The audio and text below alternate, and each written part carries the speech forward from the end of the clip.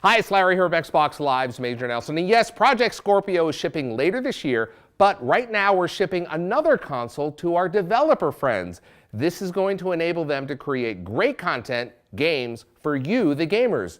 We're going to catch up with Kevin Gamble from the Xbox engineering team to tell us more. Kevin, thanks for joining us. I want to talk to you about the Scorpio dev kit. Why did we do a Scorpio dev kit? So Larry, when we went and kicked off Project Scorpio, we actually went on the road and talked to our third-party development partners and talked to them about really what they wanted in a dev kit. It's important to the team, kind of the way we think about the development process is to get the tools out of the way of the developer and really enable them to create the game they wanted to create and kind of in the vision that they wanted to create it in, and make sure our tools are out of the way. And the dev kit is really an instantiation of the feedback we got from our third-party development partners and first-party development partners. Can you tell us a little bit about game development? Why do we need a separate piece of hardware for game development? That's a good question, Larry. One of the pieces of feedback we heard back from our partners was that many of them like to come in what I'll call kind of a higher spec than what the retail kits would be. And so it was important to provide kind of some additional headroom for the developers to come in, kind of so they could come in higher and then tune lower as they got closer to shipping their game. And that kind of enables them some faster iteration times where they can just get the game up and running and then tune later as they get closer to ship. How is the dev kit different? I mean, physically it looks different. I see things on here that I haven't seen on Project Scorpio. So can you walk us through some of the differences? Absolutely. Certainly a lot more headroom. So to start with, it has 4 more CUs than the retail kit. It comes with 12 more gigs of RAM, so it's got 24 total gigabytes of GDDR5 RAM, and it's got an additional 1 terabyte SSD hard disk drive, which lets game developers leverage that to really improve just what we call development iteration times, or kind of quick inner loop. So they can quickly debug something, for example, deploy it to the kit, get it up and running, test their kit, and then redo that over and over and over again as quick as possible.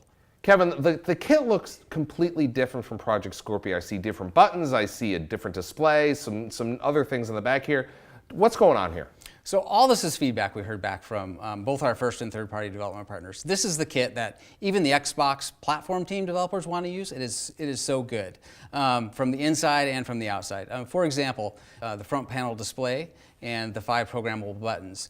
We ship with a number of what I'll call canned or samples for those, but those are programmable by the developer to do anything they want.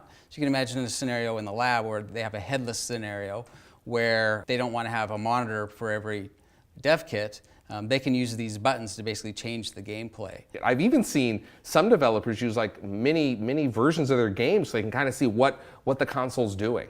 I hope we actually have kind of an open source ecosystem of this eventually in the long run. But game developers can do anything they want with it. I've seen frame rate, as you mentioned. I've seen many versions of the game. I've even seen people create games specifically for the front panel display, just for fun. Yeah, is it running Snake yet? That's all that really matters. Snake is running, and I can show that to you. I also noticed around the back, it looks very similar to a Scorpio unit, but there's an additional network port. Why do developers need that? Yeah, it was important to us, Larry, that we have every port that is in the retail kit so they can actually test true retail scenarios, including HDMI in. But we did add a second NIC to allow developers to essentially monitor their network traffic on the main NIC and have all their debug traffic on the second NIC so the two wouldn't necessarily collide.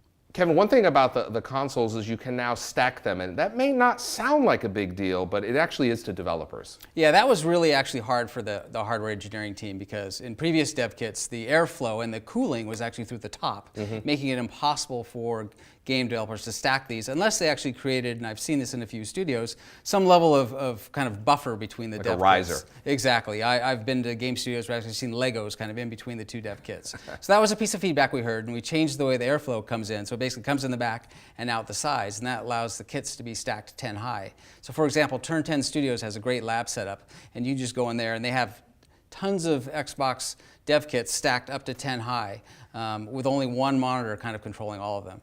Kevin, I want to talk about Dolphin. For those of us that have been in the Xbox team for a long time, it's a major moment when Dolphin appears on the console. Can you give us some history of Dolphin and how it appears on this XDK? Absolutely, Larry. Dolphin has a lot of sentimental value for me.